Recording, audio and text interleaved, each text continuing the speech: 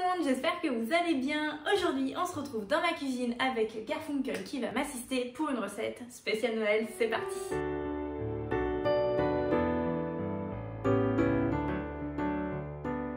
Que serait Noël sans un pain d'épices? Je vous le demande. Comme vous le savez, je reviens d'un week-end en Alsace et j'en ai mangé du pain d'épices. C'est limite si on me l'a pas mis en intraveineuse. Mais franchement, qu'est-ce que c'est bon, on va pas s'en plaindre. Du coup, j'avais envie de vous proposer ma recette de pain d'épices que mes proches ont testé et a priori, sauf si ce sont des gros menteurs, eh bien, ils ont adoré. Et vous allez voir, rien de plus simple. Pour les ingrédients, il vous faudra 250 g de miel, 100 cl de lait, 200 g de farine, un demi-sachet de levure, 50 g de cassonade, un certain nombre d'épices, c'est-à-dire de la cannelle, de la muscade, du gingembre, des clous de girofle et une pincée de sel. Il vous faudra également 100 g de beurre, un œuf et bien sûr, une orange. La première étape va consister à délayer le miel dans du lait chaud dans une casserole.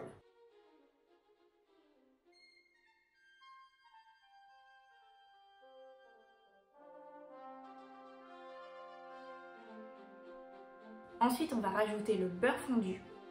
Ensuite, hors du feu, on va rajouter la farine et on va remuer énergiquement pour éviter d'avoir des grumeaux, ce serait bien dommage.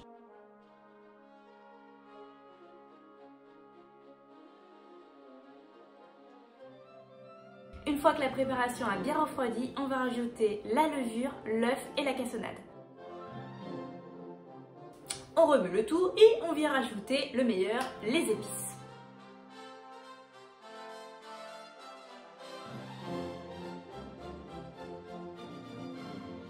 Concernant le dosage, je vous avoue que je le fais un petit peu à la louche, c'est vraiment selon vos goûts. Moi je suis une grande amoureuse de la cannelle, donc j'ai un petit peu forcé, mais j'adore ça.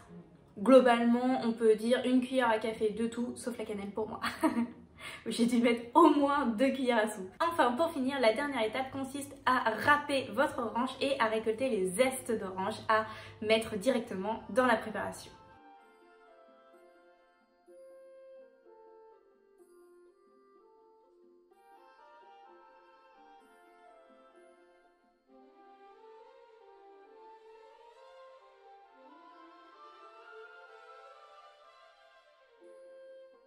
Si vous le souhaitez, vous pouvez y rajouter quelques noix comme des amandes ou des noisettes, c'est aussi très bon. Moi j'ai préféré mettre en topping des amandes effilées mais pas directement dans la préparation. C'est plus pour le visuel et pour avoir une petite touche croquante plutôt sympa.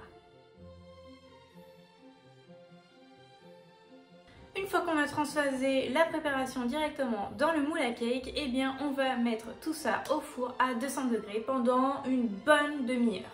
Et c'est parti!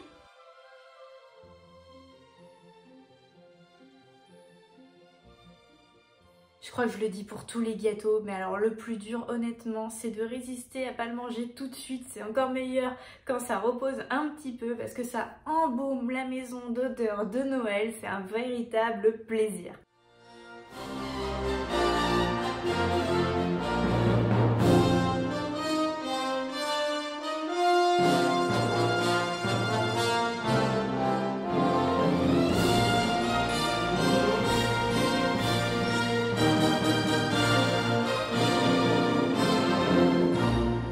Et voilà tout le monde, j'espère que cette vidéo vous aura plu. Si c'est le cas, n'hésitez pas à la liker. Si ce n'est pas déjà fait, abonne-toi à ma chaîne. Et je vous souhaite à tous d'excellentes fêtes. À très bientôt. Ciao!